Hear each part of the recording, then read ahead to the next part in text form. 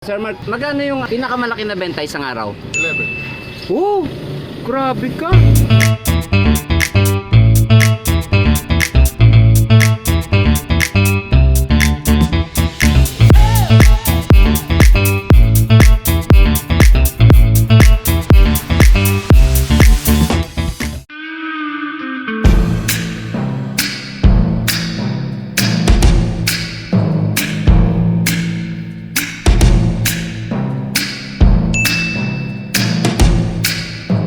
Sir Mark, lalagay ko to sa vlog ko, kwentuhan tayo. Yes, sir. Ano lang, kaswalan lang. Tapos, may mga tanong ako, Sir Mark, pagka pwede sagutin. Pagka hindi po kaya, pass. No Okay. problem. Sir Mark, sino nag-inspire sa'yo magtayo ng burger rolling trailer? Any inspiration, naghikayat sa'yo, nag-advise, Kaibigan ko. kaibigan? Which is, continuous pa yung business niya ngayon? Oo, sir. Okay. And ito ba unang business mo? Yes, sir. Unang business talaga? Oh. Okay. So, tanong ay ng mga gusto mag-business, kapital. Okay, magkano pong Capital, approximate lang, sir? Kung sa bahay lang, capital lang, around 20,000 lang. Okay. Ang capital. Pero kung gusto mo talagang may trailer, Okay. 150. Actually po, binidyo ko na yung trailer mo. So, tong trailer pa lang ha. So, trailer pa lang magkano? 110. 110.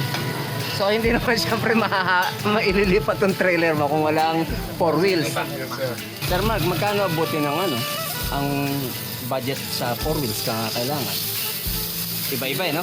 Iba-iba naman, sir. Oo nga, eh. Pero kung sakasakali, second hand, pwede naman na. Around 40. 40. Baka naman masakit sa ulo, no? Yun lang. Oo. Masakit sa ulo.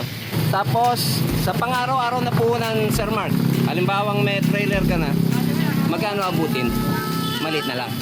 Dito lang, sir. Mga around 3 to 4. Oo, pwede na, no? Okay. And then, Sir Mark, ilang buwan ka na dito?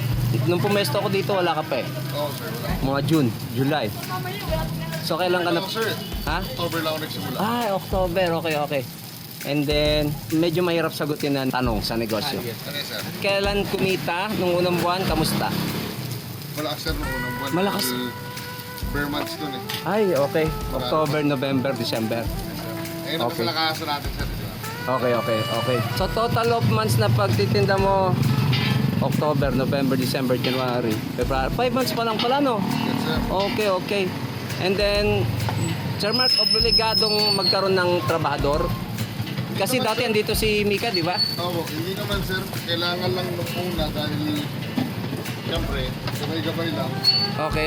Pero hindi naman talagang kailangan. Kakayanin na isang tao? Dalawa talaga, sir. Kasi Oh, yun. sa pera. Yun. Tsaka preparation din, di ba, sa daytime bago magtinda?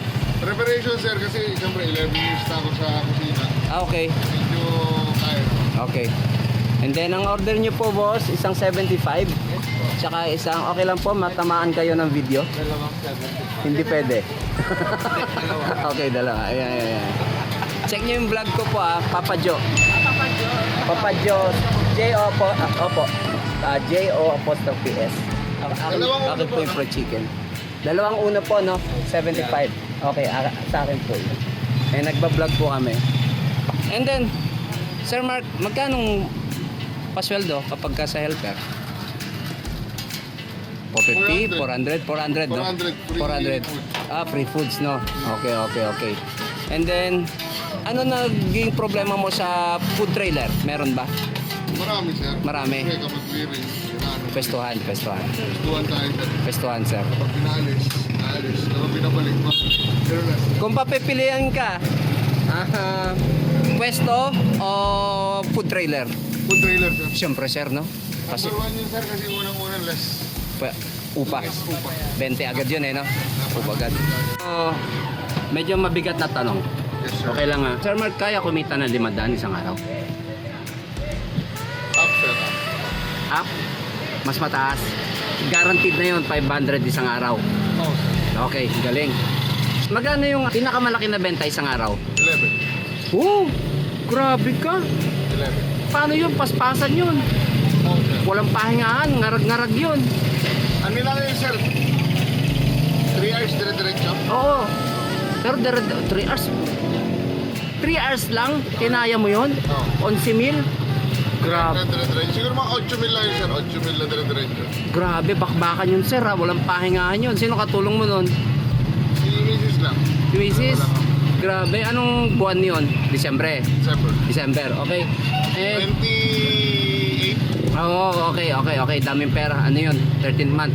And then, Sir Mark, ikaw lang nagtitinda ng hamburger dito, no? Halos lahat. Ang dami namin nagtitinda. Fried chicken, siomay, tug-tug. By the way, dinala ko kay Mrs. yung hamburger. Burger ma. Pwede, sabi ni Mrs. Ibig sabihin ng pwede, it's good, okay? Pag sinabi pwede, talagang pwede. And paano mo describe Sir Mark, yung paninda mo na magiging kakaiba siya sa, alam mo naman, daming putsin dito, katabi natin, di ba? Ano ma-describe mo doon sa paninda mo? Sa price, sa lasa, sa Unang-una sir, everything. kasi tayo lang yung nagtitinda dito ng American Burger talaga na napakamababa pa rin. Oo, actually. Una, 100% beef. Okay. Pero hindi tayo umakyat ng 80 pesos. Kasi halos lahat na nagtitinda ng 100% beef. Automatic kasi. Opo. Nasa 120 kagad dapat. Kaya Oo. siyempre tayo. Middle class kasi tinamaan ko talaga dapat. Middle class. Okay. Yan yung napagkwentuhan natin dati, no? Hindi ko inano kagad na mataas kagad. Okay. Pero maglalabas pa naman tayo maasap na medyo mas mabigat Na presyo. Presyo, pero mabigat din yung lasa talaga. Hindi mo naisip na maapektuhan ka ng mga nagha-hamburger ng super mura? Merong mga super mura, di ba? Hindi sir, kasi ang nilalaban Parang 45 pesos, dalawa. Parang gano'n na. Kasi dito sir talaga yung lasa. Magkaiba talaga eh, no? Iba talaga. American style talaga sir. American style talaga. Okay. Tapos yun lang, Sir Mark. Nilabangan mo to ha. Salamat sa time mo, Sir Mark ha. Salamat, sir. Yes, salamat sir. Salamat.